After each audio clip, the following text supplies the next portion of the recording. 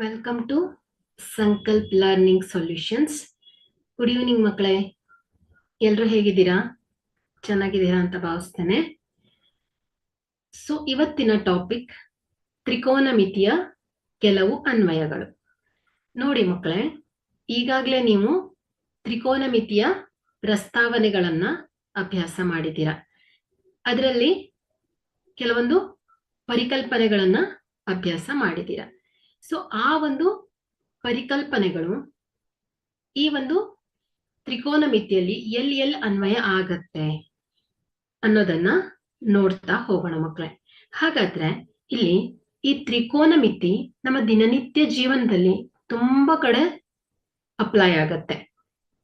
So ಇದು ಯಾವ ಸಂದರ್ಭದಲ್ಲಿ ಅಪ್ಲೈ ಆಗತ್ತೆ, ಸೊ ಅನ್ವಯ ಆಗತ್ತೆ ಅಂತ ಯೋಚನೆ ಮಾಡ್ಲಿಕ್ಕೆ ಹೋದ್ರೆ, ಸೊ ಇದರ ರೇಂಜ್, ಸೊ ಇದರ ಒಂದು ವ್ಯಾಪ್ತಿ ತುಂಬಾ ಇದೆ. ಸೊ ದಿನನಿತ್ಯದಲ್ಲಿ ತುಂಬಾ ಕಡೆ ಇದೇನಾಗತ್ತೆ ಮಕ್ಕಳೇ, ಅನ್ವಯ ಆಗತ್ತೆ. ಹಾಗಾದ್ರೆ ಇಲ್ಲಿ ನಾವು ತ್ರಿಕೋನಮಿತಿಯ ಅನ್ವಯಗಳಲ್ಲಿ ಯಾವ್ಯಾವ ಪರಿಕಲ್ಪನೆಗಳಿದೆ ಅನ್ನೋದನ್ನ ನೋಡೋಣ ಮಕ್ಕಳೇ.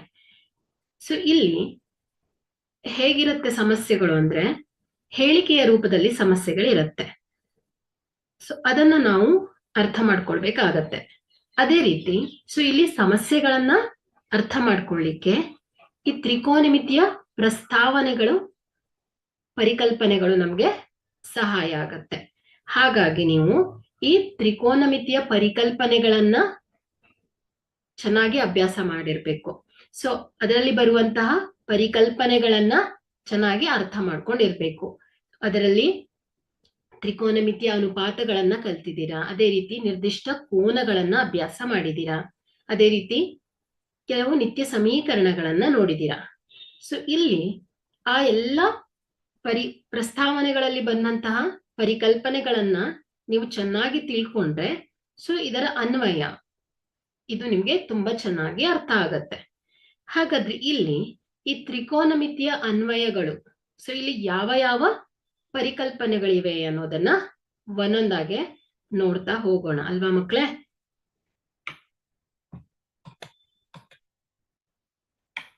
ನೋಡಿ, ಪರಿಕಲ್ಪನೆಗಳು. ಮೊದಲನೇದಾಗಿ ದೃಷ್ಟಿಕೋನ, ಎರಡನೆಯ ಪರಿಕಲ್ಪನೆ ಕ್ಷಿತಿಜ ರೇಖೆ, ಮೂರನೆಯ ಪರಿಕಲ್ಪನೆ ಉನ್ನತ ಕೋನ, ನಾಲ್ಕನೆಯ ಪರಿಕಲ್ಪನೆ ಅವನತ ಕೋನ. ಸೊ ಈಗ ನಾವೇನ್ ಮಾಡೋಣ, ಒಂದು ಉದಾಹರಣೆಯ ಸಮೇತ ನಿಮ್ಗೆ ಇದನ್ನ ತಿಳಿಸ್ಲಿಕ್ಕೆ ಪ್ರಯತ್ನ ಪಡ್ತೇನೆ ಮಕ್ಕಳೇ. ನೋಡಿ, ದೃಷ್ಟಿ ರೇಖೆ. ಸೊ ಇಲ್ಲಿ ದೃಷ್ಟಿ ರೇಖೆ ಅಂದ್ರೆ ಏನು ನೋಡಿ ಮಕ್ಕಳೇ. ಇಲ್ಲಿ ಎರಡು ಚಿತ್ರಗಳು ಕಾಣ್ತಾ ಇದೆ ಅಲ್ವಾ. ಸೊ ಇಲ್ಲಿ ಸ್ಕ್ರೀನ್ ಅಲ್ಲಿ ಎರಡು ಚಿತ್ರ ಕಾಣ್ತಾ ಇದೆ. ಸೊ ಇಲ್ಲಿ ಮನುಷ್ಯ ನಿಂತಿದ್ದಾನೆ, ಹಾಗೆ ಒಂದು ಮರ ಇದೆ ಅಲ್ವಾ. ಸೊ ಇಲ್ಲಿ ಮನುಷ್ಯ ಏನ್ ಮಾಡ್ತಾ ಇದ್ದಾನೆ, ಆತನ ಕಣ್ಣಿನಿಂದ ಏನ್ ಮಾಡ್ತಾ ಇದ್ದಾನೆ, ಅವನು ಮರದ ತುದಿ, ಸೊ ಅಲ್ಲಿ ಒಂದು ಪಕ್ಷಿ ಕೂತಿದೆ ಅಲ್ವಾ. ಸೊ ಪಕ್ಷಿ ಕಾಣ್ತಾ ಇದೆ ಅಲ್ವಾ. ಸೊ ಪಕ್ಷಿಯನ್ನ ನೋಡ್ತಾ ಇದ್ದಾನೆ. ಸೊ ಗಮನಿಸಿ, ಪಕ್ಷಿಯನ್ನ ನೋಡ್ತಾ ಇದ್ದಾನೆ. ಹಾಗಾದ್ರೆ ಇಲ್ಲಿ ಮನುಷ್ಯನ ಕಣ್ಣಿನಿಂದ ಈ ಒಂದು ಪಕ್ಷಿ, ಸೊ ಇದರ ನಡುವೆ ಒಂದು ಕಾಲ್ಪನಿಕ ರೇಖೆ ಇದೆ. ಸೊ ಇದೊಂದು ಕಾಲ್ಪನಿಕ ರೇಖೆ ಅಂತ ಅನ್ಕೊಳ್ಳಿ ನೀವು. ಓಕೆ.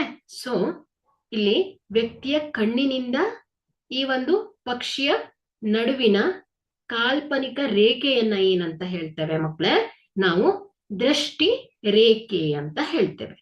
ಇಷ್ಟೇ. ದೃಷ್ಟಿ ರೇಖೆ ಅಂದ್ರೆ ಏನಾಯ್ತು ಹೇಳಿ, ವ್ಯಕ್ತಿಯ ಕಣ್ಣು ಮತ್ತು ವಸ್ತುವಿನ ನಡುವಿನ ಕಾಲ್ಪನಿಕ ರೇಖೆಯನ್ನ ಏನಂತ ಹೇಳ್ತೇವೆ, ದೃಷ್ಟಿ ರೇಖೆ ಅಂತ ಹೇಳ್ತೇವೆ. ಸೊ ಇಲ್ಲಿ ಅದೇ ರೀತಿ ಈ ವ್ಯಕ್ತಿ ಮರದ ಬುಡವನ್ನ ನೋಡ್ತಾ ಇದ್ದಾನೆ ಅಂದ್ರೆ, ಈ ಮರದ ಬುಡದಿಂದ ಆತನ ಕಣ್ಣಿನ ಮಧ್ಯೆ ಏನಿದೆ ಮಕ್ಕಳೇ, ಒಂದು ಕಾಲ್ಪನಿಕ ರೇಖೆ ಇದೆ ಅಂತ ಅನ್ಕೊಂಡ್ರೆ, ಸೊ ಇದೇನಾಗತ್ತೆ, ಈ ರೇಖೆ ಏನಾಗತ್ತೆ ಮಕ್ಕಳೇ, ದೃಷ್ಟಿ ರೇಖೆ ಆಗತ್ತೆ. ಅರ್ಥ ಆಯ್ತಲ್ವಾ. ಸೊ ದೃಷ್ಟಿ ರೇಖೆ ಅಂದ್ರೆ ಏನು ಅಂತ. ಸೊ ಈಗ ಮುಂದಿನ ಪರಿಕಲ್ಪನೆಯನ್ನ ಅರ್ಥ ಮಾಡ್ಕೊಳ್ಳೋಣ. ಕ್ಷಿತಿಜ ರೇಖೆ. ಸೊ ಕ್ಷಿತಿಜ ರೇಖೆ ನೋಡಿ ಮಕ್ಕಳೇ, ಈಗ ಇಲ್ಲೊಂದು ಮರ ಇದೆ ಅಲ್ವಾ. ಇಲ್ಲೊಂದು ಮರ ಇದೆ, ಇಲ್ಲೊಬ್ಬ ವ್ಯಕ್ತಿ ನಿಂತಿದ್ದಾನೆ. ಸೊ ಅವನೇನ್ ಮಾಡ್ತಾ ಇದ್ದಾನೆ, ಒಂದು ವಸ್ತುವನ್ನ ಅಥವಾ ಈ ಮರವನ್ನ ಸ್ಟ್ರೇಟ್ ಆಗಿ ನೋಡ್ತಾ ಇದ್ದಾನೆ, ಸಮಾಂತರವಾಗಿ. ಅವನ ಕಣ್ಣಿನ ದೃಷ್ಟಿಯ ನೇರಕ್ಕೆ ನೋಡ್ತಾ ಇದ್ದಾನೆ ಅಲ್ವಾ. ಸೊ ಮೇಲ್ಗಡೆನೂ ನೋಡ್ತಾ ಇಲ್ಲ ಅವನು, ಕೆಳಗಡೆನೂ ನೋಡ್ತಾ ಇಲ್ಲ. ಸೊ ಏನ್ ಮಾಡ್ತಾ ಇದ್ದಾನೆ ಅವನು, ನೇರವಾಗಿ ಮರವನ್ನ ನೋಡ್ತಾ ಇದ್ದಾನೆ. ಹಾಗಾದ್ರೆ ಇಲ್ಲಿ ಈ ಒಂದು ಕಣ್ಣಿನ ದೃಷ್ಟಿ ಮತ್ತು ಈ ಮರವನ್ನ ನೇರವಾಗಿ ನೋಡ್ತಾ ಇದ್ದಾನಲ್ವಾ. ಸೊ ಈ ಒಂದು ಪಾಯಿಂಟ್. ಸೊ ಇದೇನಾಗ್ತಾ ಇದೆ ಹೇಳಿ, ಇವುಗಳ ಮಧ್ಯದಲ್ಲಿ ಏನಾಗ್ತಾ ಇದೆ, ಒಂದು ದೃಷ್ಟಿ ರೇಖೆ. ಸೊ ಇದೊಂದು ಕಾಲ್ಪನಿಕ ರೇಖೆ ಅಂತ ಅನ್ಕೊಂಡ್ರೆ, ಸೊ ಈ ಕಾಲ್ಪನಿಕ ರೇಖೆ ಏನಾಗ್ತಾ ಇದೆ ಮಕ್ಕಳೇ, ನೆಲಕ್ಕೆ ಸಮಾಂತರವಾಗಿದೆ ಅಲ್ವಾ. ಸೊ ಇವನು ಈ ಮರವನ್ನ ತನ್ನ ಕಣ್ಣಿನ ದೃಷ್ಟಿಗೆ ನೇರವಾಗಿ ನೋಡಿದಾಗ, ಸೊ ಈ ದೃಷ್ಟಿ ರೇಖೆ ಏನಾಗತ್ತೆ ಹೇಳಿ, ನೆಲಕ್ಕೆ ಸಮಾಂತರವಾಗಿ ಇರುತ್ತೆ. ಸೊ ಹಾಗಾಗಿ ಈ ರೇಖೆಯನ್ನ ಏನಂತ ಹೇಳ್ತೇವೆ ನಾವು, ಕ್ಷಿತಿಜ ರೇಖೆ. ಸೊ ಇದನ್ನ ಇಂಗ್ಲಿಷ್ ನಲ್ಲಿ ಹಾರಿಜಾಂಟಲ್ ಲೈನ್ ಅಂತ ಹೇಳ್ತೇವೆ. ಓಕೆನಾ. ಸೊ ಇದು ಯಾವಾಗ್ಲೂ ಏನಾಗಿರುತ್ತೆ ಹೇಳಿ, ನೆಲಕ್ಕೆ ಸಮಾಂತರವಾಗಿ ಇರುತ್ತೆ. ಅರ್ಥ ಆಯ್ತಾ. ಸೊ ಈಗ ನಿಮ್ಗೆ ದೃಷ್ಟಿ ರೇಖೆ ಅಂದ್ರೆ ಏನಂತ ಅರ್ಥ ಆಗಿದೆ, ಅದೇ ರೀತಿ ಕ್ಷಿತಿಜ ರೇಖೆ ಅಂದ್ರೆ ಏನು ಅಂತ ಕೂಡ ಅರ್ಥ ಆಗಿದೆ. ಸೊ ಮೂರನೆಯ ಒಂದು ಪರಿಕಲ್ಪನೆಯನ್ನ ನೋಡೋಣ, ಉನ್ನತ ಕೋನ. ಉನ್ನತ ಕೋನ. ಸೊ ಈಗ ನಿಮ್ಗೆ ಇಲ್ಲಿ ಒಂದು ಮರ ಇದೆ, ಸೊ ಇಲ್ಲಿ ಒಬ್ಬ ವ್ಯಕ್ತಿ ನಿಂತಿದ್ದಾನೆ. ಸೊ ಇಲ್ಲಿ ವ್ಯಕ್ತಿ ಏನ್ ಮಾಡ್ತಾ ಇದ್ದಾನೆ, ಒಂದು ಮರದಲ್ಲಿ ಕುಳಿತಿರುವ ಒಂದು ಪಕ್ಷಿಯನ್ನ ನೋಡ್ತಾ ಇದ್ದಾನೆ. ಹಾಗಾದ್ರೆ ಇಲ್ಲಿ ಆತ ನೋಡುತ್ತಿರುವ ಬಿಂದು, ಸೊ ಈ ಒಂದು ದೃಷ್ಟಿ, ಆತನ ಕಣ್ಣಿನ ದೃಷ್ಟಿ ಮತ್ತು ಈ ಒಂದು ಪಕ್ಷಿಯ ನಡುವೆ ಏನಿದೆ ಹೇಳಿ, ಒಂದು ಕಾಲ್ಪನಿಕ ರೇಖೆ ಇದೆ ಅಂತ ಜಸ್ಟ್ ಇಮ್ಯಾಜಿನ್ ಮಾಡ್ಕೋಬೇಕು ಅಷ್ಟೇ. ಓಕೆ, ಆ ವಸ್ತುವಿನಿಂದ ಮನುಷ್ಯನ ಕಣ್ಣಿಗೆ. ಸೊ ಈ ಒಂದು ರೇಖೆ ಏನಾಗಿದೆ ಮಕ್ಕಳೇ, ದೃಷ್ಟಿ ರೇಖೆ. ಸೊ ಇದನ್ನ ಏನಂತ ಹೇಳ್ತೇವೆ ನಾವು, ದೃಷ್ಟಿ ರೇಖೆ ಅಂತ ಹೇಳ್ತೇವೆ. ಅದೇ ರೀತಿ ಆತನ ಕಣ್ಣು, ಸೊ ಇದನ್ನ ನಾವೇನಂತ ಹೇಳ್ತೇವೆ, ಕ್ಷಿತಿಜ ರೇಖೆ ಅಂತ ಹೇಳ್ತೇವೆ. ಸೊ ಯಾವಾಗ ಈ ಕ್ಷಿತಿಜ ರೇಖೆಗಿಂತ ಮೇಲಿರುವ ದೃಷ್ಟಿ ರೇಖೆಯನ್ನ, ಸೊ ಇದು ಒಂದು ಕ್ಷಿತಿಜ ರೇಖೆ ಅಲ್ವಾ. ಹಾಗಾದ್ರೆ ಇಲ್ಲಿ ಈ ಕ್ಷಿತಿಜ ರೇಖೆಗಿಂತ ಮೇಲಿರುವ ದೃಷ್ಟಿ ರೇಖೆ, ಇವುಗಳ ನಡುವಿನ ಕೋನವನ್ನ ಏನಂತ ಹೇಳ್ತೇವೆ ನೋಡಿ, ಉನ್ನತ ಕೋನ ಅಂತ ಹೇಳ್ತೇವೆ. ನೋಡಿ, ಕ್ಷಿತಿಜ ಮಟ್ಟದ ಮೇಲಿರುವ ದೃಷ್ಟಿ ರೇಖೆಯನ್ನ ನಾವೇನಂತ ಹೇಳ್ತೇವೆ, ಉನ್ನತ ಕೋನ. ಸೊ ಇವುಗಳ ನಡುವಿನ ಕೋನ, ಇದನ್ನ ಉನ್ನತ ಕೋನ ಅಂತ ಹೇಳ್ತೇವೆ. ನೋಡಿ ಇಲ್ಲಿ ಹುಡುಗಿ ಏನ್ ಮಾಡ್ತಾ ಇದ್ದಾಳೆ, ಗಾಳಿಪಟವನ್ನ ನೋಡ್ತಾ ಇದ್ದಾಳೆ. ಸೊ ಅದು ಎತ್ತರದಲ್ಲಿದೆ. ಹಾಗಾಗಿ ಇಲ್ಲಿ ಈ ಹುಡುಗಿಯ ಕಣ್ಣು ಮತ್ತು ಈ ವಸ್ತುವಿನ ನಡುವೆ ಏನಿದೆ ಮಕ್ಕಳೇ, ಒಂದು ಇಮ್ಯಾಜಿನರಿ ಅಂದ್ರೆ ಕಾಲ್ಪನಿಕ ರೇಖೆ ಇದೆ. ಸೊ ಈ ಕಾಲ್ಪನಿಕ ರೇಖೆ ಏನಾಗ್ತಾ ಇದೆ ಮಕ್ಕಳೇ, ಕ್ಷಿತಿಜ ಮಟ್ಟಕ್ಕಿಂತ ಮೇಲ್ಗಡೆ ಇದೆ. ಹಾಗಾಗಿ ಈ ದೃಷ್ಟಿ ರೇಖೆ ಮತ್ತು ಕ್ಷಿತಿಜ ಮಟ್ಟದ ನಡುವಿನ ಕೋನವನ್ನ ಏನಂತ ಹೇಳ್ತೇವೆ, ಉನ್ನತ ಕೋನ ಅಂತ ಹೇಳ್ತೇವೆ ಮಕ್ಕಳೇ. ಅರ್ಥ ಆಯ್ತಲ್ವಾ. ಅದೇ ರೀತಿ ನಾಲ್ಕನೇ ಒಂದು ಪರಿಕಲ್ಪನೆಯನ್ನ ಅರ್ಥ ಮಾಡ್ಕೊಳ್ಳೋಣ, ಅವನತ ಕೋನ. ನೋಡಿ ಮಕ್ಕಳೇ, ಇಲ್ಲಿ ಹಾಟ್ ಏರ್ ಬಲೂನ್ ಇದೆ ಅಲ್ವಾ. ಸೊ ಇದನ್ನ ಇಲ್ಲಿ ಒಬ್ಬ ವ್ಯಕ್ತಿ ಏನ್ ಮಾಡ್ತಾ ಇದ್ದಾನೆ, ಎತ್ತರದಲ್ಲಿ. ಸೊ ಅದು ಎತ್ತರದಲ್ಲಿದೆ, ಸೊ ಅದನ್ನ ನೋಡ್ತಾ ಇದ್ದಾನೆ. ಸೊ ಇದೇನಾಗತ್ತೆ ಹೇಳಿ, ಉನ್ನತ ಕೋನ ಆಗತ್ತೆ. ಸೊ ನಾವೇನ್ ಹೇಳ್ಬೇಕೀಗ, ಅವನತ ಕೋನವನ್ನ ಹೇಳ್ಬೇಕು. ಸೊ ಎರಡನೆಯ ಡಯಾಗ್ರಾಮ್ ಅನ್ನ ಒಬ್ಸರ್ವ್ ಮಾಡಿ. ಸೊ ಎರಡನೇ ಚಿತ್ರವನ್ನ ಗಮನಿಸಿ. ಸೊ ಎರಡನೇ ಚಿತ್ರದಲ್ಲಿ ಒಬ್ಬಳು ಹುಡುಗಿ ಮನೆ ಮೇಲ್ಗಡೆ ನಿಂತ್ಕೊಂಡು ಏನ್ ಮಾಡ್ತಾ ಇದ್ದಾಳೆ ಅವಳು, ಸೊ ಇಲ್ಲಿ ಒಂದು ಫ್ಲವರ್ ಪಾಟ್ ಇದೆ. ಓಕೆ, ಇನ್ನೊಂದು ದಡದಲ್ಲಿ ಒಂದು ಫ್ಲವರ್ ಪಾಟ್ ಇದೆ. ಸೊ ಇದನ್ನ ಏನ್ ಮಾಡ್ತಾ ಇದ್ದಾಳೆ ಅವಳು, ನೋಡ್ತಾ ಇದ್ದಾಳೆ. ಸೊ ಹಾಗಾದ್ರೆ ಅವಳ ಕಣ್ಣಿನಿಂದ ಆ ಒಂದು ವಸ್ತುವಿನ ನಡುವೆ, ಸೊ ವಸ್ತುವಿನ ನಡುವೆ ಏನಾಗ್ತಾ ಇದೆ, ಒಂದು ಕಾಲ್ಪನಿಕ ರೇಖೆ ಉಂಟಾಗ್ತಾ ಇದೆ. ಹಾಗಾಗಿ ಇಲ್ಲಿ ಈ ಒಂದು ಕಾಲ್ಪನಿಕ ರೇಖೆಯನ್ನ ಏನಂತ ಹೇಳ್ತೇವೆ ಮಕ್ಕಳೇ, ದೃಷ್ಟಿ ರೇಖೆ ಅಂತ ಹೇಳ್ತೇವೆ. ಸೊ ಇಲ್ಲಿ ಅವಳ ಕಣ್ಣಿನ ನೇರವಾಗಿರುವ ರೇಖೆಯನ್ನ ಏನಂತ ಹೇಳ್ತೇವೆ ಮಕ್ಕಳೇ? ಸೊ ಆ ನೇರವಾಗಿರುವ ರೇಖೆ ಏನಾಗಿದೆ, ನೆಲಕ್ಕೆ ಸಮನಾಗಿದೆ, ಅಂದ್ರೆ ಸಮಾಂತರವಾಗಿದೆ. ಹಾಗಾಗಿ ಇದನ್ನ ಏನಂತ ಹೇಳ್ತೇವೆ? ಕ್ಷಿತಿಜ ಮಟ್ಟ ಅಂತ ಹೇಳ್ತೇವೆ. ಸೊ ಯಾವಾಗ ಈ ಒಂದು ದೃಷ್ಟಿ ರೇಖೆ ಕ್ಷಿತಿಜ ಮಟ್ಟಕ್ಕಿಂತ ಕೆಳಗಡೆ ಇರುತ್ತೋ, ಸೊ ಆಗ ಈ ಕ್ಷಿತಿಜ ಮಟ್ಟ ಮತ್ತು ದೃಷ್ಟಿ ರೇಖೆಯ ನಡುವೆ ಇರುವ ಕೋನವನ್ನ ಏನಂತ ಹೇಳ್ತೇವೆ? ಅವನತ ಕೋನ ಅಂತ ಹೇಳ್ತೇವೆ ಮಕ್ಕಳೇ. ಇಷ್ಟೇ. ಸೊ ಇದರಲ್ಲಿ ಈ ಒಂದು ತ್ರಿಕೋನಮಿತಿಯ ಅನ್ವಯಗಳಲ್ಲಿ ಬರುವಂತ ಕಾನ್ಸೆಪ್ಟ್ ಇಷ್ಟೇ. ಸೊ ಈ 3 ಪದಗಳನ್ನ, ಈ ಪರಿಕಲ್ಪನೆಯನ್ನ ಅರ್ಥ ಮಾಡ್ಕೊಂಡ್ರೆ, ಸೊ ನೆಕ್ಸ್ಟ್ ತ್ರಿಕೋನಮಿತಿಯ ಕೆಲವೊಂದು ಪರಿಕಲ್ಪನೆಗಳನ್ನ ಬಳಸ್ಕೊಂಡು ಏನ್ ಮಾಡ್ತೀರಾ ನೀವು? ಸಮಸ್ಯೆಗಳನ್ನ ಬಿಡಿಸ್ತೀರಾ ಮಕ್ಕಳೇ. ಮೇನ್ ಆಗಿ ಇದ್ರಲ್ಲಿ ಕ್ಷಿತಿಜ ಮಟ್ಟ ಅಂದ್ರೆ ಏನು ಅಂತ ಗೊತ್ತಿರ್ಬೇಕು, ಅವನತ ಕೋನ ಅಂದ್ರೆ ಏನು ಅಂತ ತಿಳಿದಿರ್ಬೇಕು, ಅದೇ ರೀತಿ ಉನ್ನತ ಕೋನ ಅಂದ್ರೆ ಏನು ಅಂತ ತಿಳಿದಿರ್ಬೇಕು. ಸೊ ಒಂದು ಚಿತ್ರವನ್ನ ನೋಡೋಣ ಸಂಪೂರ್ಣವಾಗಿ. ಸೊ ಕ್ಷಿತಿಜ ಮಟ್ಟ, ಉನ್ನತ ಕೋನ, ಅವನತ ಕೋನ ಮತ್ತು ದೃಷ್ಟಿ ರೇಖೆಗಳನ್ನ ಸಂಪೂರ್ಣವಾಗಿ ಒಂದೇ ಡಯಾಗ್ರಾಮ್ ಅಲ್ಲಿ ಅರ್ಥ ಮಾಡ್ಕೊಳ್ಳೋಣ. ನೋಡಿ ಮಕ್ಕಳಲ್ಲಿ ಒಬ್ಬ ಮನುಷ್ಯ ನಿಂತಿದ್ದಾನೆ.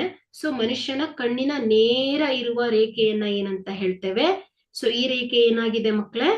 ಈ ಒಂದು ನೆಲಕ್ಕೆ ಸಮಾಂತರವಾಗಿದೆ ಅಲ್ವಾ? ಹಾಗಾಗಿ ಇಲ್ಲಿ ನಾವೇನ್ ಹೇಳ್ಬೋದು? ಈ ಒಂದು ಕಣ್ಣಿನ ನೇರ ಇರುವ ರೇಖೆಯನ್ನ ಏನಂತ ಹೇಳ್ತೇವೆ? ಕ್ಷಿತಿಜ ರೇಖೆ ಅಂತ ಹೇಳ್ತೇವೆ.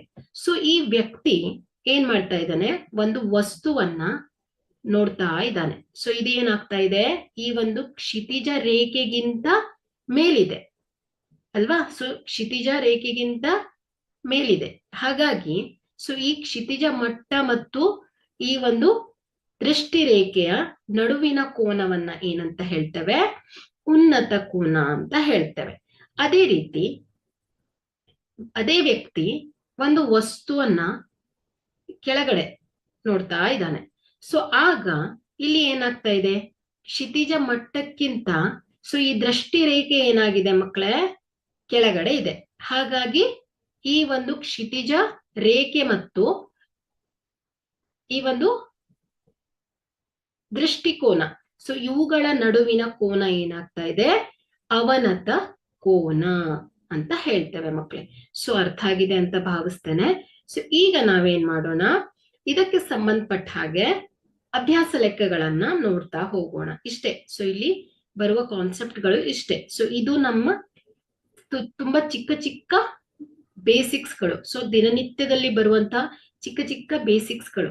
ಸೊ ಇದರಲ್ಲಿ ನಾವೇನ್ ಮಾಡ್ತೀವಿ? ಈ ತ್ರಿಕೋನಮಿತಿಯ ಕೆಲವೊಂದು ಪರಿಕಲ್ಪನೆಗಳನ್ನ ಅಪ್ಲೈ ಮಾಡ್ತೀವಿ. ಸೊ ಲಾಸ್ಟ್ ಕ್ಲಾಸ್ ಅಲ್ಲಿ ನಾನು ಎಕ್ಸಾಂಪಲ್ ಅನ್ನ ಹೇಳಿದ್ದೆ ನೋಡಿ. ಉದಾಹರಣೆಗೆ ನಾನೀಗ ಒಬ್ಬ ವಿದ್ಯಾರ್ಥಿ, ಸೊ ಅವನೇನ್ ಮಾಡ್ತಾನೆ? ಕುತುಬ್ ಮಿನಾರನ್ನ ನೋಡ್ಲಿಕ್ಕೆ ಹೋಗಿದ್ದಾನೆ ಅಂತ ಅನ್ಕೊಳ್ಳಿ. ಸೊ ಅವನೇನ್ ಮಾಡ್ತಾ ಇದ್ದಾನೆ? ಕುತುಬ್ ಮಿನಾರ್ನ ತುದಿಯನ್ನ ನೋಡ್ತಾನೆ. ಸೊ ಆಗ ಆ ಒಂದು ವಿದ್ಯಾರ್ಥಿಯ ಕಣ್ಣು ಮತ್ತು ಕುತುಬ್ ಮಿನಾರ್ನ ತುದಿಯ ಮಧ್ಯದಲ್ಲಿ ಏನಾಗ್ತಾ ಇದೆ ಮಕ್ಕಳೇ? ಒಂದು ಕಾಲ್ಪನಿಕ ರೇಖೆ ಉಂಟಾಗ್ತಾ ಇದೆ ಅಲ್ವಾ? ಸೊ ಅದೇ ರೀತಿ ಅವನು ನಿಂತಿರುವ ಬಿಂದು ಮತ್ತು ಆ ಕುತುಬ್ ಮಿನಾರ ನಡುವಿನ ಡಿಸ್ಟೆನ್ಸ್, ಸೊ ಆ ಒಂದು ಅಂತರ ಗೊತ್ತಿದ್ರೆ, ಅದೇ ರೀತಿ ಅವನು ನೋಡುತ್ತಿರುವ ಒಂದು ಕುತುಬ್ ಮಿನಾರ್ನ ತುದಿ, ಸೊ ಅದರ ನಡುವಿನ ಕೋನಗಳು ಗೊತ್ತಿದ್ದಾಗ ನೀವೇನ್ ಮಾಡ್ಬೋದು? ಈಸಿಯಾಗಿ ಆ ಒಂದು ಕುತುಬ್ ಮಿನಾರ್ನ ಎತ್ತರವನ್ನ ಕಂಡು ಹಿಡಿಬಹುದು ಮಕ್ಕಳೇ. ಸೊ ಇಂಥದ್ದೆಲ್ಲ ಉದಾಹರಣೆಗಳು ನಮ್ಮ ದಿನನಿತ್ಯ ಜೀವನದಲ್ಲಿ ನಾವು ನೋಡ್ತಾ ಇರ್ತೇವೆ. ಸೊ ಇಂತಹ ಸಂದರ್ಭಗಳಲ್ಲಿ ನಾವೇನ್ ಮಾಡ್ತೇವೆ? ತ್ರಿಕೋನಮಿತಿಯ ಅನುಪಾತಗಳನ್ನ ಬಳಸ್ಕೊಂಡು ಸೊ ಇವುಗಳ ಎತ್ತರವನ್ನ, ಅದೇ ರೀತಿ ದೂರವನ್ನ ತುಂಬಾ ಸರಳವಾಗಿ ಕಂಡು ಹಿಡಿತೇವೆ ಮಕ್ಕಳೇ. ಸೊ ಈಗ ನಾವೇನ್ ಮಾಡೋಣ? ಅಭ್ಯಾಸ ಲೆಕ್ಕಗಳನ್ನ ನೋಡ್ತಾ ಹೋಗೋಣ. ನೋಡಿ ಮಕ್ಕಳೇ, ಇಲ್ಲಿ ಉದಾಹರಣೆ 1. ಸೊ ಇದನ್ನ ಗಮನಿಸಿ. ಒಂದು ಗೋಪುರವು ನೆಲದ ಮೇಲೆ ನೇರವಾಗಿ ನಿಂತಿದೆ. ಗೋಪುರದ ಪಾದದಿಂದ 15 ಮೀಟರ್ ದೂರದ ನೆಲದ ಮೇಲಿನ ಒಂದು ಬಿಂದುವಿನಿಂದ ಗೋಪುರದ ಮೇಲ್ತುದಿಯ ಉನ್ನತ ಕೋನ ಏನಾಗಿದೆ ಮಕ್ಕಳೇ? 60 ಡಿಗ್ರಿ ಆಗಿದೆ. ಹಾಗಾದರೆ ಇಲ್ಲಿ ಗೋಪುರದ ಎತ್ತರವನ್ನ ಕಂಡು ಹಿಡಿಯಿರಿ. ಸೊ ಇಲ್ಲಿ ನಿಮಗೆ ತ್ರಿಕೋನಮಿತಿಯ ಅನುಪಾತಗಳು ಸರಿಯಾಗಿ ಬರ್ತಾ ಇರಬೇಕು. ನೋಡಿ ಮಕ್ಕಳೇ, ಈ ಸಮಸ್ಯೆಯನ್ನ ಮೊದಲನೇದಾಗಿ ಅರ್ಥ ಮಾಡ್ಕೊಳ್ಳೋಣ ಅಲ್ವಾ. ಸೊ ಇಲ್ಲಿ ಏನ್ ಹೇಳ್ತಾ ಇದ್ದಾರೆ ಅವರು, ಗೋಪುರದ ಎತ್ತರವನ್ನ ಕಂಡು ಹಿಡಿಬೇಕು ನಮ್ಗೆ. ಸೊ ಈ ಎತ್ತರ ಕಂಡು ಹಿಡಿಬೇಕು ಅಂದ್ರೆ ಸೊ ಯಾವ್ದಾದ್ರು ಕೆಲವೊಂದು ಅಳತೆಗಳು ನಮ್ಗೆ ಗೊತ್ತಿರ್ಬೇಕು ಅಲ್ವಾ. ಸೊ ಇಲ್ಲಿ ನೋಡಿ, ಗೋಪುರದ ಪಾದ, ಸೊ ಇಲ್ಲಿ ಎ ಬಿ ಅನ್ನೋದು ಗೋಪುರದ ಪಾದ. ಸೊ ಇಲ್ಲಿ ಎ ಬಿ ಗೋಪುರದ ಎತ್ತರ. ಸೊ ಇಲ್ಲಿ ಬಿ ಏನಾಗಿದೆ ಹೇಳಿ, ಗೋಪುರದ ಪಾದ. ಸೊ ಈ ಪಾದದಿಂದ 15 ಮೀಟರ್ ದೂರದಲ್ಲಿರುವ ಬಿಂದು. ಸೊ ಇಲ್ಲಿ ಇದೇನಾಗಿದೆ, ಈ ಗೋಪುರದ ಪಾದದಿಂದ 15 ಮೀಟರ್ ದೂರದಲ್ಲಿ ಒಂದು ಬಿಂದು. ಸೊ ಈ ಒಂದು ಬಿಂದುವಿನಿಂದ ಗೋಪುರದ ಮೇಲ್ಭಾಗಕ್ಕೆ, ಸೊ ಗೋಪುರದ ಮೇಲ್ಭಾಗಕ್ಕೆ ಇರುವ ಉನ್ನತ ಕೋನ. ಸೊ ಈ ಒಂದು ಉನ್ನತ ಕೋನ ಅಂದ್ರೆ ಇದೇನಾಯ್ತು, ದೃಷ್ಟಿ ರೇಖೆ. ಸೊ ಇದೇನಾಯ್ತು ಮಕ್ಕಳೇ, ಕ್ಷಿತಿಜ ಮಟ್ಟಕ್ಕಿಂತ ಏನಾಗಿದೆ, ಮೇಲ್ಭಾಗದಲ್ಲಿದೆ. ಹಾಗಾಗಿ ಏನಾಯ್ತು ಮಕ್ಕಳೇ, ಇದು ಉನ್ನತ ಕೋನ. ಕ್ಷಿತಿಜ ಮಟ್ಟ ಮತ್ತು ದೃಷ್ಟಿ ರೇಖೆಗಳ ನಡುವಿನ ಕೋನವನ್ನ ಏನಂತ ಹೇಳ್ತೇವೆ ನಾವು, ಉನ್ನತ ಕೋನ. ಓಕೆ. ಸೊ ಇಲ್ಲಿ ಕ್ಷಿತಿಜ ಮಟ್ಟಕ್ಕಿಂತ ಏನಾಗಿದೆ, ಮೇಲಿದೆ. ಸೊ ಇಲ್ಲಿ ಇವುಗಳ ನಡುವಿನ ಕೋನವನ್ನ ಕೊಟ್ಟಿದ್ದಾರೆ, ಎಷ್ಟು, 60 ಡಿಗ್ರಿ ಆಗಿದೆ. ಸೊ ಹಾಗಾದ್ರೆ ಇಲ್ಲಿ ಏನಾಗ್ತಾ ಇದೆ ಮಕ್ಕಳೇ, ಒಂದು ಲಂಬ ಕೋನ ತ್ರಿಭುಜ ಫಾರ್ಮ್ ಆಗ್ತಾ ಇದೆ ಅಲ್ವಾ. ಸೊ ಇಲ್ಲೊಂದು ಲಂಬ ಕೋನವನ್ನ ರೂಪಿಸ್ತಾ ಇದೆ. ಸೊ ಅಲ್ಲಿ ಇದೊಂದು ಲಂಬ ಕೋನ ತ್ರಿಭುಜವಾದ್ರೆ, ಸೊ ನೀವ್ ಈಗಾಗ್ಲೇ ಅನುಪಾತಗಳನ್ನ ಕಲ್ತಿದ್ದೀರಾ. ಈ ಒಂದು ಕೋನ 60, ಇದೊಂದು ತೀಟಾ ಅಲ್ವಾ. ಸೊ ತೀಟಾ ಏನಾಗಿದೆ ಇಲ್ಲಿ ಮಕ್ಕಳೇ, 60 ಡಿಗ್ರಿ ಆಗಿದೆ. ಹಾಗಾದ್ರೆ ಈ 60 ಡಿಗ್ರಿಗೆ ಅಭಿಮುಖ ಬಾಹು ಯಾವ್ದಾಗತ್ತೆ ಹೇಳಿ, ಎ ಬಿ ಅಲ್ವಾ. ಸೊ ಎ ಬಿ ಏನಾಗತ್ತೆ, ಇದು ಏನಾಯ್ತು, ಅಭಿಮುಖ ಬಾಹು. ಅಂದ್ರೆ ಏನಾಯ್ತು, ಗೋಪುರದ ಎತ್ತರ. ಸೊ ಇದೇನಾಗತ್ತೆ, ಅಭಿಮುಖ ಬಾಹು ಆಗತ್ತೆ.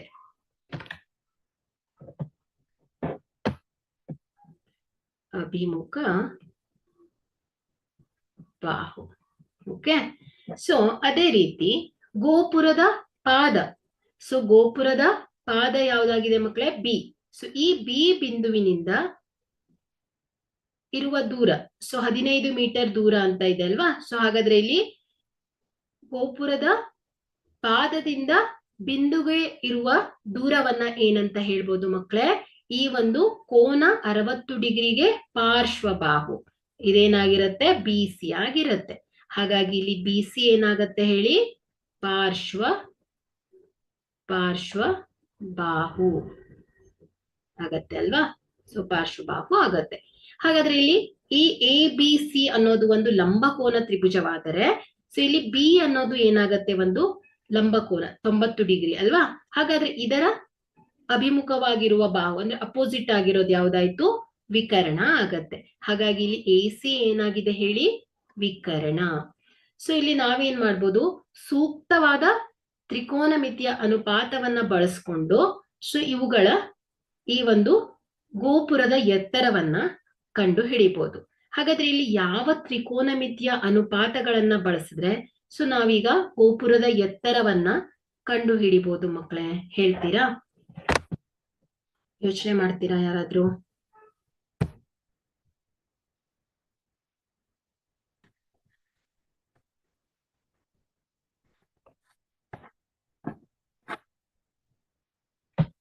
ತ್ರಿಕೋನಮಿತಿಯ ಯಾವ ಅನುಪಾತವನ್ನ ಬಳಸಿದ್ರೆ ಸೊ ಇಲ್ಲಿ ನಾವು ಈ ಗೋಪುರದ ಎತ್ತರವನ್ನ ಕಂಡು ಹಿಡಿಯಬಹುದು. ಸೊ ಇಲ್ಲಿ ಎ ಬಿ ಗೋಪುರದ ಎತ್ತರ ಬೇಕು. ಸೊ ಇಲ್ಲಿ ಗೋಪುರದ ಎತ್ತರ ಮತ್ತು ಅಭಿಮುಖ ಬಾಹು ಮತ್ತು ಬಿ ಸಿ ಪಾರ್ಶ್ವಬಾಹು. ಸೊ ಇವುಗಳ ಎರಡರ ಅನುಪಾತ ಹೊಂದಿರುವ ತ್ರಿಕೋನಮಿತಿ ಯಾವುದು ಹೇಳ್ತೀರಾ? ಯಾವ್ದಾಗತ್ತೆ ಹೇಳಿ? ಟ್ಯಾನ್ ತೀಟಾ ಆಗತ್ತೆ. ಯಾಕೆ ಹೇಳಿ?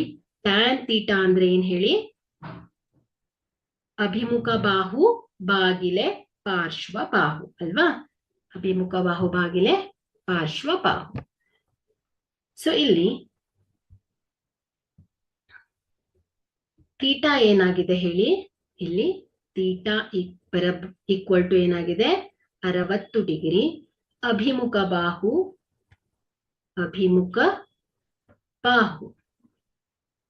ಬಾಹು ಏನಿದೆ, ಅಭಿಮುಖ ಬಾಹು ಅಂದ್ರೆ ಇದು ಯಾವುದಕ್ಕೆ ಸಮನಾಗುತ್ತೆ? ಗೋಪುರದ ಎತ್ತರಕ್ಕೆ ಸಮನಾಗತ್ತೆ ಅಲ್ವಾ? ಗೋಪುರದ ಎತ್ತರ ಅಂದ್ರೆ ಹೈಟ್ ಎಚ್ ಅಂತ ತಗೊಳ್ತಾನೆ. ಎಷ್ಟಿದೆ? ಸೊ ಇದನ್ನ ನಾವು ಕಂಡುಹಿಡಿಬೇಕಾಗಿರೋದು. ಅದೇ ರೀತಿ ಪಾರ್ಶ್ವಬಾಹು.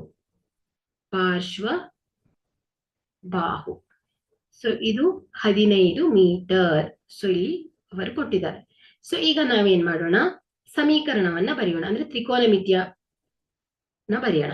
ಸೊ ಇದೇನಾಗತ್ತೆ, ಟ್ಯಾನ್ 60 ಡಿಗ್ರಿ ಬರಬ್ಬರಿ ಈಕ್ವಲ್ ಟು ಅಭಿಮುಖ ಬಾಹು ಬಾಗಿಲೆ ಏನಾಗತ್ತೆ, ಪಾರ್ಶ್ವ ಬಾಹು ಆಗತ್ತೆ. ನೋಡಿ ಇಲ್ಲಿ ಪ್ರಶ್ನೆಗಳನ್ನ ಅರ್ಥ ಮಾಡ್ಕೊಂಡು ಅದೇ ರೀತಿ ಡಯಾಗ್ರಾಮ್ ಅನ್ನ, ಚಿತ್ರವನ್ನ ಸರಿಯಾಗಿ ಅರ್ಥ ಮಾಡ್ಕೊಂಡ್ರೆ 90% ಪ್ರಾಬ್ಲಮ್ ಸಾಲ್ವ್ ಆಗುತ್ತೆ. ಸೊ ಓನ್ಲಿ 10% ಪ್ರಾಬ್ಲಮ್ಸ್ ಉಳಿಯತ್ತೆ ಅಷ್ಟೇ. ಓಕೆ, ಮ್ಯಾಕ್ಸಿಮಮ್ ಅಂದ್ರೆ ನೀವು ಪ್ರಶ್ನೆಗಳನ್ನ ಸರಿಯಾಗಿ ಅರ್ಥ ಮಾಡ್ಕೋಬೇಕು, ಹೇಳಿಕೆಯನ್ನ ಸರಿಯಾಗಿ ಅರ್ಥ ಮಾಡ್ಕೊಂಡು ಚಿತ್ರವನ್ನ ಬಿಡಿಸ್ಬೇಕು. ಸೊ ಕೆಲವೊಂದು ಸಂದರ್ಭದಲ್ಲಿ ಏನಾಗತ್ತೆ, ಚಿತ್ರವನ್ನ ಕೊಟ್ಟಿರೋದಿಲ್ಲ, ಆಗ ನೀವು ಈ ಪ್ರಶ್ನೆಗಳನ್ನ ಸರಿಯಾಗಿ ತಿಳ್ಕೊಂಡು ಚಿತ್ರವನ್ನ ಬರೆದುಕೊಳ್ಬೇಕಾಗತ್ತೆ.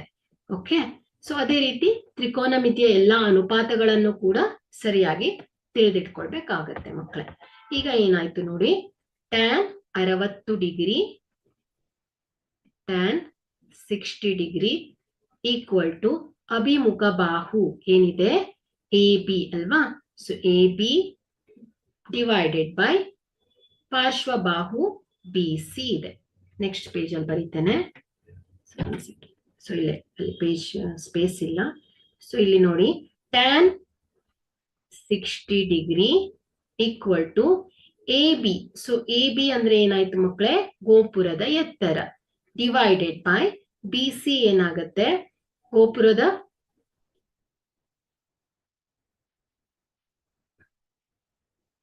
ಸೊ ಇಲ್ಲಿ ಎಚ್ ಬಾಗಿಲೆ ಏನಾಗುತ್ತೆ, ಡಿವೈಡೆಡ್ ಬೈ ಏನಾಗತ್ತೆ BC. ಸೊ BC ಎಷ್ಟಿದೆ, 15 ಸೆಂಟಿಮೀಟರ್ ಇದೆ. So 15 metre. ಸೊ ಇಲ್ಲಿ ಟ್ಯಾನ್ 60 ಡಿಗ್ರಿ. ಸೊ ಈಗಾಗಲೇ ನೀವು ನಿರ್ದಿಷ್ಟ ಕೋನಗಳನ್ನ ಓದಿದ್ದೀರಾ ಅಲ್ವಾ? ಸೊ ಹಾಗಾದ್ರೆ ಇಲ್ಲಿ ಟ್ಯಾನ್ 60 ಡಿಗ್ರಿಯ ಬೆಲೆ ಏನಾಗತ್ತೆ ಹೇಳಿ, ಹೇಳ್ತೀರಾ ಯಾರಾದ್ರೂ? ಟ್ಯಾನ್ 60 √3 ಆಗತ್ತೆ. ಸೊ ಇವುಗಳೆಲ್ಲ ನಿರ್ದಿಷ್ಟ ಕೋನಗಳ ಬೆಲೆಗಳನ್ನ ತಿಳಿದಿಟ್ಕೊಳ್ಬೇಕಾಗತ್ತೆ ಮಕ್ಕಳೇ. H divided by 15. ಸೊ ಇದೇನಾಗತ್ತೆ, H ಈಕ್ವಲ್ ಟು 15 ಇಂಟು √3 ಆಗತ್ತೆ. ಸೊ ಇಲ್ಲಿ √3ಯ ಬೆಲೆ ಏನ್ ಹೇಳತ್ತೆ, 1.732. ಸೊ ಈ √3ಯ ಅಂದಾಜು ಮೌಲ್ಯ ಏನಾಗತ್ತೆ ಹೇಳಿ ಮಕ್ಕಳೇ, 1.732 ಆಗತ್ತೆ. ಸೊ ಇಲ್ಲಿ 15 ಇಂಟು 1.732. ಸೊ ಈಕ್ವಲ್ ಟು ಏನಾಗತ್ತೆ, H ಈಕ್ವಲ್ ಟು ಏನಾಗತ್ತೆ 25.98 ಮೀಟರ್. ಸೊ ಇದೇನಾಗತ್ತೆ ಮಕ್ಕಳೇ, ಈ ಗೋಪುರದ ಎತ್ತರ. ಸೊ ಇದನ್ನ ನೀವು 15√3 ಸೊ ಇಷ್ಟರಲ್ಲೂ ಕೂಡ ವ್ಯಕ್ತಪಡಿಸಬಹುದು. ಇಲ್ಲ, ಈ √3ಯ ಅಂದಾಜು ಮೌಲ್ಯವನ್ನ ಬರೆದು ಕೂಡ ಇವುಗಳನ್ನ ಗುಣಿಸಿ ಉತ್ತರವನ್ನ ಬೇಕಾದ್ರೂ ಬರಿಬಹುದು ಮಕ್ಕಳೇ. ಸೊ ಅರ್ಥ ಆಯ್ತಲ್ವಾ ಮಕ್ಕಳೇ?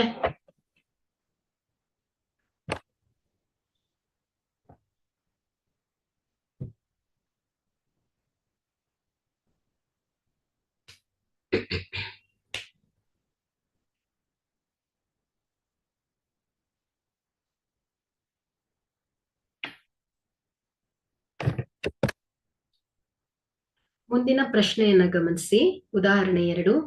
ವಿದ್ಯುತ್ ಶಾಸ್ತ್ರಜ್ಞರೊಬ್ಬರು 5 ಮೀಟರ್ ಎತ್ತರದ ಕಂಬದ ಮೇಲೆ ವಿದ್ಯುತ್ ದೋಷವನ್ನ ದುರಸ್ತಿ ಮಾಡಬೇಕಾಗಿದೆ.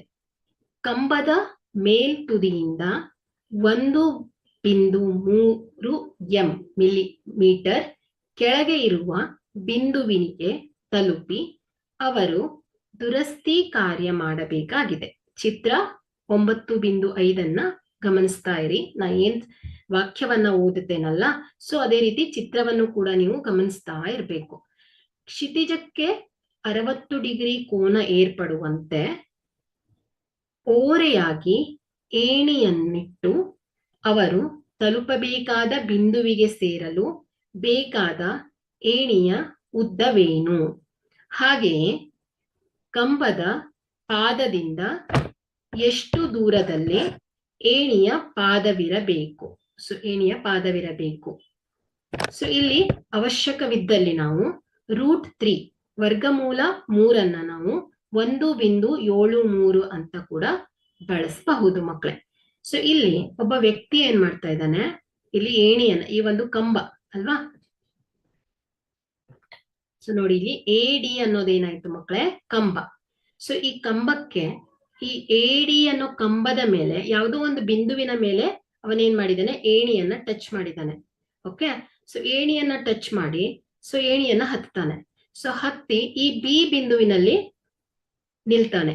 ಸೊ ಇಲ್ಲಿ ನಿಂತು, ಸೊ ಇಲ್ಲಿ ನಿಂತ್ಕೊಂಡು ಇಲ್ಲಿ ತುದಿ A ಅನ್ನೋ ಬಿಂದುವಿನಲ್ಲಿ ಅವನೇನ್ ಮಾಡ್ಬೇಕು, ವಿದ್ಯುತ್ ದೋಷವನ್ನ ದುರಸ್ತಿ ಮಾಡ್ಬೇಕು. ಹಾಗಾದ್ರೆ ಇಲ್ಲಿ A ಮತ್ತು B, ಸೊ ಇವುಗಳ ನಡುವಿನ ದೂರವನ್ನ ಕೊಟ್ಟಿದ್ದಾರೆ. ಎಷ್ಟು? 1.3 ಅಂತ ಕೊಟ್ಟಿದ್ದಾರೆ. ಅದೇ ರೀತಿ ಈ ಒಂದು ಕಂಬದ ಎತ್ತರವನ್ನ ಕೊಟ್ಟಿದ್ದಾರೆ. ಎಷ್ಟು?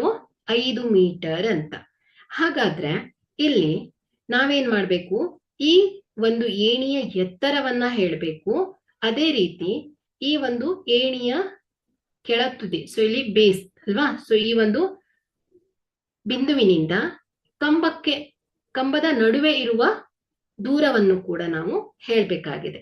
ಹಾಗಾದ್ರೆ ಇಲ್ಲಿ BDC ಅನ್ನ ಗಮನಿಸಿದ್ರೆ, ಸೊ ಇಲ್ಲೊಂದು ಲಂಬ ಕೋನ ತ್ರಿಭುಜ ಫಾರ್ಮ್ ಆಗ್ತಾ ಇದೆ ಅಲ್ವಾ. ಸೊ ಇಲ್ಲಿ BDಯ ಎತ್ತರವನ್ನ ಕೊಟ್ಟಿಲ್ಲ, ಬಟ್ ಏನ್ ಹೇಳಿದಾರೆ ಅವರು, ADಯ ಎತ್ತರವನ್ನ ಕೊಟ್ಟಿದ್ದಾರೆ. ಅದೇ ರೀತಿ ABಯ ಎತ್ತರವನ್ನ ಕೊಟ್ಟಿದ್ದಾರೆ. ಸೊ ನಾವಿಲ್ಲಿ AD ಮೈನಸ್ AB ಅನ್ನ ಮಾಡಿದಾಗ ಸೊ ನಮ್ಗೇನ್ ಸಿಗತ್ತೆ, BDಯ ಎತ್ತರ ಸಿಗತ್ತೆ ಅಲ್ವಾ. ಸೊ ಮೊದಲನೇದಾಗಿ ಅದನ್ನ ಬರ್ಕೊಳ್ಳೋಣ ಮಕ್ಕಳೇ. ಸೊ ಈಗ ಏನ್ ಮಾಡೋಣ,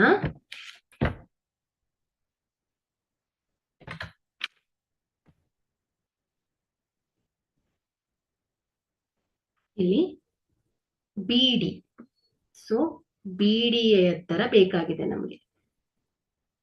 ಇಲ್ಲಿ ನೋಡಿ, ಲಂಬಕೋನ ತ್ರಿಭುಜದಲ್ಲಿ ಯಾವುದಾದ್ರೂ ಒಂದು ಬಾಹುವಿನ ಅಳತೆ ಗೊತ್ತಿದ್ದು, ಕೋನದ ಅಳತೆ ಗೊತ್ತಿದ್ರೆ ಉಳಿದ 2 ಬಾಹುಗಳ ಅಳತೆಗಳನ್ನ ನಾವು ಈ ತ್ರಿಕೋನಮಿತಿಯ ಅನುಪಾತಗಳು, ತ್ರಿಕೋನಮಿತಿಯ ಸಹಾಯದಿಂದ ಏನ್ ಮಾಡ್ಬೋದು ಮಕ್ಕಳೇ, ಕಂಡು ಹಿಡಿಯಬಹುದು.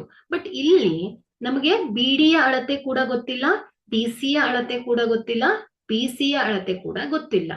ಹಾಗಾದ್ರೆ ಇಲ್ಲಿ AD ಅಳತೆ ಗೊತ್ತಿದೆ, ABಯ ಅಳತೆ ಗೊತ್ತಿದೆ.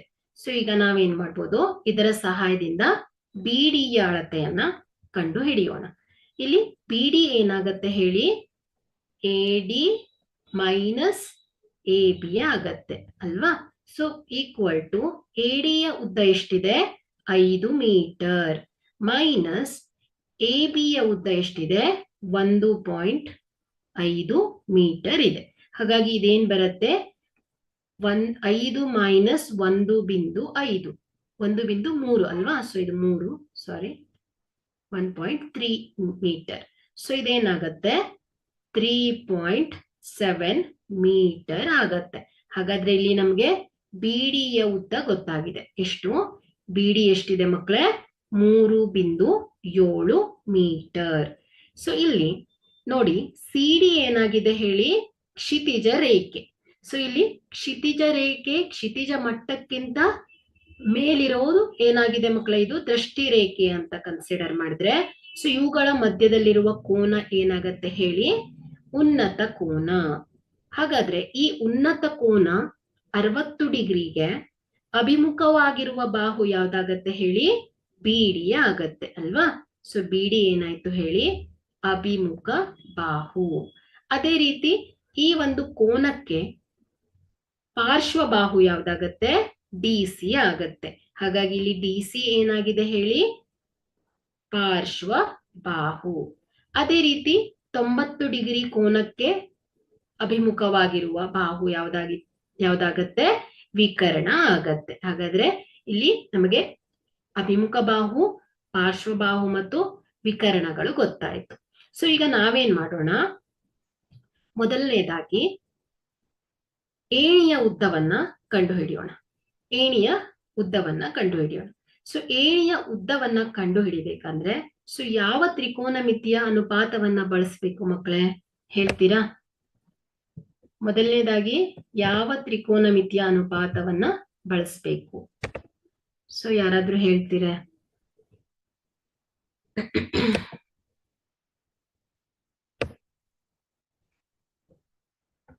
ಸೈನ್ ಥೀಟಾ ಬಳಸ್ಬೇಕು, ಕಾಸ್ ಥೀಟಾ ಬಳಸ್ಬೇಕು, ಅಥವಾ ಟ್ಯಾನ್ ಥೀಟಾ ಬಳಸ್ಬೇಕು? ಹೇಳ್ತೀರಾ ಯಾರಾದ್ರೂ? ನೋಡಿ, ಇಲ್ಲಿ ಏಣಿಯ ಉದ್ದವನ್ನ ಹೇಳ್ಬೇಕು ನಾವು. ನೋಡಿ, ಬಿಡಿ. ಸೊ ಬಿಡಿ ಒಂದು ಬಾಹುವಿನ ಅಳತೆ ಗೊತ್ತಿದೆ, ಕೋನ ಗೊತ್ತಿದೆ. ಈ ಏಣಿಯ ಬಾಹುವಿನ ಅಳತೆಯನ್ನ ಹೇಳ್ಬೇಕು, ಈ ಏಣಿಯ ಉದ್ದವನ್ನ ಹೇಳ್ಬೇಕು. ಹಾಗಾದ್ರೆ ಬಿಡಿ, ಬಿಸಿ ಮತ್ತು ಕೋನ, ಸೊ ಈ 3 ವಿಷಯಗಳಿಗೆ ಸಂಬಂಧಪಟ್ಟಂತ ತ್ರಿಕೋನಮಿತಿಯ ಅನುಪಾತಗಳಲ್ಲಿ ಯಾವ್ದು ಸಹಾಯ ಆಗತ್ತೆ? ಸೊ ಇದೇ ನೀವು ಯೋಚನೆ ಮಾಡ್ಬೇಕಾಗಿರೋದು. ಸೊ ಇಷ್ಟು ಯೋಚನೆ ಮಾಡಿದ್ರೆ 95% ಕ್ವಶನ್ಸ್ ಸಾಲ್ವ್ ಆದಂಗೆ. ಓಕೆ, ಸೊ ಈಗ ನಾನು ನೋಡಿ ಸೈನ್ 60 ಡಿಗ್ರಿ ಅಂತ ತಗೊಳ್ತೇನೆ, ಸೈನ್ 60 ಡಿಗ್ರಿ ಮಕ್ಕಳೇ. ಸೊ ಸೈನ್ 60 ಡಿಗ್ರಿ ಅಂದ್ರೆ ಏನ್ ಹೇಳಿ? ಸೊ ಇವುಗಳ ಅನುಪಾತಗಳು ಏನು? ಅಭಿಮುಖ ಬಾಹು ಬಾಗಿಲೆ ವಿಕರ್ಣ ಅಲ್ವಾ? ಸೊ ಅಭಿಮುಖ ಬಾಹು ಬಾಗಿಲೆ ವಿಕರ್ಣ.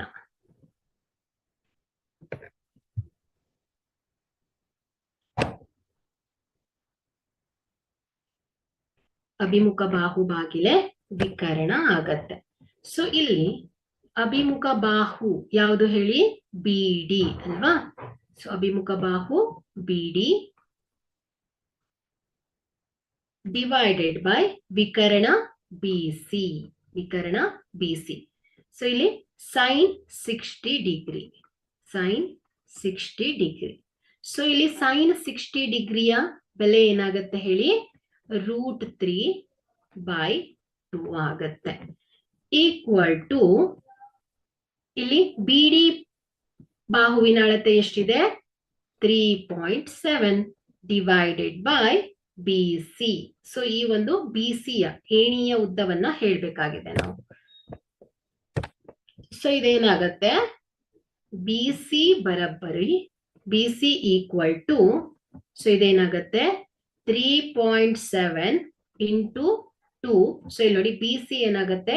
ಛೇದದಿಂದ ಲೆಫ್ಟ್ ಸೈಡ್ ಹೋದಾಗ ಅಂಶಕ್ಕೆ ಬರುತ್ತೆ. ಅದೇ ರೀತಿ 3.7 ಇಂಟು 2 ಡಿವೈಡೆಡ್ ಬೈ √3 ಆಗತ್ತೆ. ಸೊ ಇಲ್ಲಿ √3 ಅನ್ನ ನಾನೇನಂತ ಬರಿತೇನೆ? 1.73 ಅಂತ ಬರಿತೇನೆ. ಸೊ ಇದನ್ನ ನಾವು ಸಿಂಪ್ಲಿಫೈ ಮಾಡಿದ್ರೆ ಸೊ ಇದೇನ್ ಬರುತ್ತೆ? 4.28 ಮೀಟರ್. ಸೊ ಇದೇನಾಗಿದೆ ಮಕ್ಕಳೇ? ಈ ಒಂದು ಏಣಿಯ ಎತ್ತರ. ಹಾಗಾದ್ರೆ ನಾವಿಲ್ಲಿ ಏನ್ ಮಾಡೋಣ? ಏಣಿಯ ಎತ್ತರವನ್ನ ಕಂಡು ಹಿಡಿದ್ವಿ. ಅವೀಗ ಈ ಒಂದು ಏಣಿಯ ಪಾದದಿಂದ ಕಂಬದ ಬಿಂದು, ಸೊ ಈ ಕಂಬದ ಪಾದ, ಸೊ ಇವುಗಳ ನಡುವಿನ ದೂರವನ್ನ ಕಂಡು ಹಿಡಿಯೋಣ. ಸೊ ಇಲ್ಲಿ ನಾವು ಬೇಕಾದ್ರೆ ಡಿಸಿ ಅನುಪಾತ ಬಿಸಿ, ಸೊ ಈ 2 ಬಾಹುಗಳ ಅನುಪಾತಗಳನ್ನು ಕೂಡ ತಗೊಂಡು ಬಿಡಿಸ್ಬೋದು. ಅದೇ ರೀತಿ ಬಿಡಿ ಅನುಪಾತ ಡಿಸಿ, ಸೊ ಈ 2 ಬಾಹುಗಳ ಅನುಪಾತಗಳನ್ನು ಕೂಡ ತಗೊಂಡು ಬಿಡಿಸ್ಬೋದು ಮಕ್ಕಳೇ. ಸೊ ಯಾವ್ದು ಬೇಕಾದ್ರೂ ತಗೋಬಹುದು. ಸೊ ನಾವೇನಾದ್ರೂ ಬಿಡಿ ಮತ್ತು ಡಿಸಿಯ ಅನುಪಾತಗಳನ್ನ ತಗೊಂಡ್ರೆ ಸೊ ಇಲ್ಲಿ ಏನಾಗತ್ತೆ ಹೇಳಿ? ಟ್ಯಾನ್ ಥೀಟಾ, ಟ್ಯಾನ್ 60 ಡಿಗ್ರಿ ಬರುತ್ತೆ. ಯಾಕೆ ಹೇಳಿ? ಇಲ್ಲಿ ಟ್ಯಾನ್ ಅನ್ನೋದು ಏನಾಗತ್ತೆ ಹೇಳಿ? ಅಭಿಮುಖ ಬಾಹು ಬಾಗಿಲೆ ಏನಾಗತ್ತೆ ಹೇಳಿ? ಪಾರ್ಶ್ವಬಾಹು ಆಗತ್ತೆ. ಅದೇ ನೀವೇನಾದ್ರೂ ಇದು ಕಾಸ್ ಥೀಟಾವನ್ನ ತಗೊಂಡ್ರೆ ಸೊ ಇಲ್ಲೇನಾಗತ್ತೆ ಹೇಳಿ? ಪಾರ್ಶ್ವಬಾಹು ಬಾಗಿಲೆ ವಿಕರ್ಣ. ಸೊ ಇಲ್ಲಿ ಕೂಡ ನಾವೇನ್ ಮಾಡ್ಬೋದು? ಡಿಸಿಯ ಅಳತೆಯನ್ನ ಕಂಡು ಹಿಡಿಯಬಹುದು.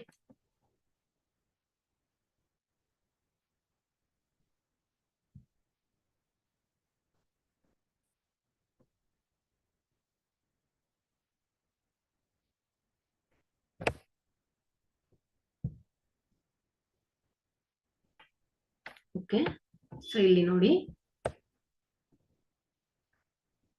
Cot theta. ಸೊ ಕಾಟ್ ಥೀಟಾವನ್ನು ಬೇಕಾದ್ರೂ ತಗೊಳ್ಬಹುದು. ಸೊ ಕಾಟ್ ಥೀಟಾ ಅಂದ್ರೆ ಏನು ಹೇಳಿ? ಪಾರ್ಶ್ವಬಾಹು ಬಾಗಿಲೆ ಅಭಿಮುಖ ಬಾಹು. ಓಕೆ, ಸೊ ಇದೇನಾಗತ್ತೆ? ಕಾಟ್ 60 ಡಿಗ್ರಿ ಏನಾಗತ್ತೆ ಹೇಳಿ? ಪಾರ್ಶ್ವಬಾಹು ಬಾಗಿಲೆ ಡಿವೈಡೆಡ್ ಬೈ ಅಭಿಮುಖ ಬಾಹು. ಸೊ ಇಲ್ಲಿ ಕಾಟ್ 60 ಡಿಗ್ರಿ ಈಕ್ವಲ್ ಟು ಇಲ್ಲಿ ಪಾರ್ಶ್ವಬಾಹು ಯಾವ್ದಾಗತ್ತೆ? ಪಾರ್ಶ್ವಬಾಹು DC ಅಲ್ವಾ? ಪಾರ್ಶ್ವಬಾಹು ಯಾವ್ದಾಗತ್ತೆ? DC ಆಗತ್ತೆ. ಸೊ DC ಡಿವೈಡೆಡ್ ಬೈ ಅಭಿಮುಖ ಬಾಹು ಯಾವ್ದಾಗಿದೆ? BD ಆಗಿದೆ. ಹಾಗಾದ್ರೆ ಇಲ್ಲಿ ಕಾಟ್ 60 ಡಿಗ್ರಿ. ಸೊ ಇಲ್ಲಿ ಕಾಟ್ 60 ಅಂದ್ರೆ ಏನಾಗತ್ತೆ ಹೇಳಿ? 1/√3 ಅಲ್ವಾ? ಸೊ ಇಲ್ಲಿ ಕಾಟ್ tan 30 1/√3, ಕಾಟ್ 60 ಏನಾಗುತ್ತೆ? ಅದು ಕೂಡ 1/√3 ಆಗತ್ತೆ ಮಕ್ಕಳೇ. ಸೊ ಇಲ್ಲಿ ಕಾಟ್ 60 ಡಿಗ್ರಿ 1/√3 ಈಕ್ವಲ್ ಟು ಇಲ್ಲಿ DC. ಸೊ ಇಲ್ಲಿ DC ಎಷ್ಟಿದೆ? ಸೊ ಇದನ್ನ ನಾವು ಈ ಒಂದು ಅಂತರವನ್ನ ಹೇಳಬೇಕಾಗಿದೆ. So DC divided by BD ಯ ಅಳತೆ ಎಷ್ಟಿದೆ? 3.7. ಸೊ ಇದೇನಾಗತ್ತೆ? DC equal to 3.7 divided by √3 ಆಗತ್ತೆ ಮಕ್ಕಳೇ. ಸೊ ಇದನ್ನ ನಾವು 3.7 ಡಿವೈಡೆಡ್ ಬೈ √3 ಅನ್ನ ನಾವೇನಂತ ಬಳಸ್ಬೋದು? 1.73 ಅಂತ ರಿಪ್ಲೇಸ್ ಮಾಡ್ತೀನಿ. ಸೊ 1.73 ಇದೇನಾಗತ್ತೆ? DC ಆಗತ್ತೆ. ಸೊ ಈಕ್ವಲ್ ಟು ಏನಾಗತ್ತೆ? 3.7 ಡಿವೈಡೆಡ್ ಬೈ 1.73 ಯ ಅಂದಾಜು ಮೌಲ್ಯ 2.14 ಮೀಟರ್. ಹಾಗಾದ್ರೆ ಇಲ್ಲಿ ಈ ಒಂದು ಏಣಿಯ ಪಾದವನ್ನ ಕಂಬದ ಪಾದದಿಂದ ಎಷ್ಟಾಗತ್ತೆ ಮಕ್ಕಳೇ? 2.14 ಮೀಟರ್ ದೂರದಲ್ಲಿ ಇಡಬೇಕು. ಇದೇನಾಗಿದೆ? ಸರಿಯಾದ ಉತ್ತರ.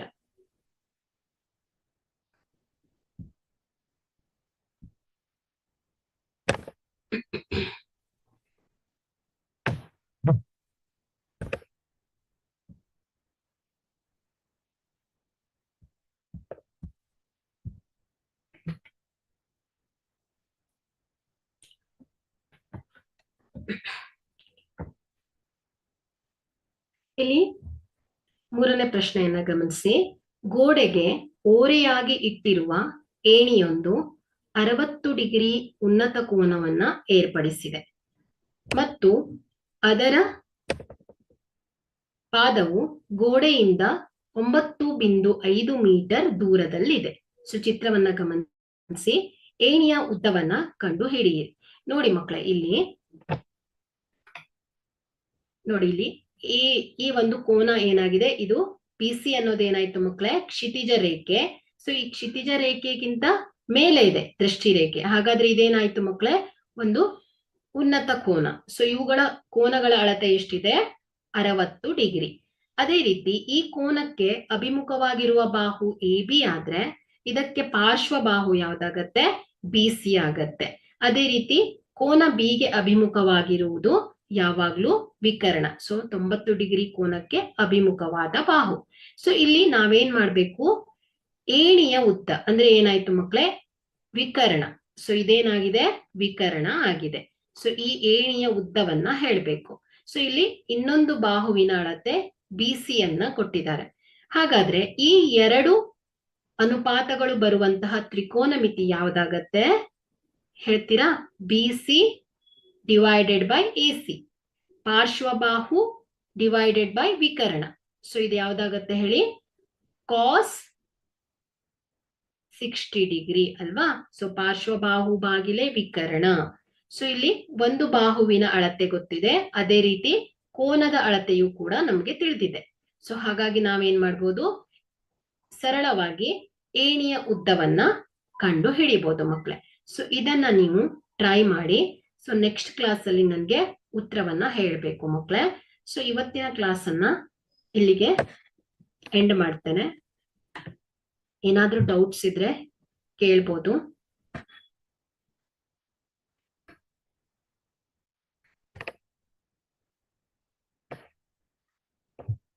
ಈ ಒಂದು ಪಾಠಕ್ಕೆ ಸಂಬಂಧಿಸಿದಾಗೆ ಏನಾದ್ರೂ ಡೌಟ್ಸ್ ಇದ್ರೆ ಕೇಳಿ.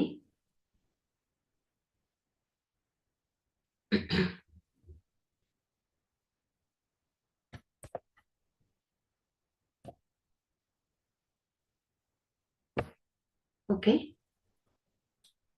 Thank you.